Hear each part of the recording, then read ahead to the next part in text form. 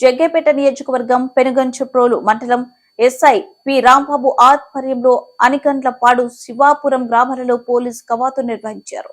Vijayawada CP Kranthi Rana Tata ఆదేశాల మేరకు rural DCP K Srinivasarao, Nandigama ACP D R Ravikiran సారథ్యంలో జగ్గేపేట సిఐ జానకిరాం పర్యవేక్షణలో ఈ కవాతు నిర్వహించారు. రానున్న సార్వత్రిక ఎన్నికల సందర్భంగా పెనుగంచప్రోలు మండలంలోని అనికండ్లపాడు శివాపురం గ్రామాల్లో సమస్యాత్మక ప్రాంతాల్లో సాయుధ బలగాలు మరియు సర్కిల్ పరిధిలోని ఎస్ఐలు పి రాంబాబు, వి సతీష్ పోలీస్ సిబ్బందితో ఎన్నికల్లో స్వచ్ఛందంగా ఓటు వినియోగించుకునేందుకు ప్రజలలో మనోధైర్యాన్ని నింపే ఉద్దేశంతో పోలీస్ కవాతు ప్రధాన విధులలో నిర్వహించారు.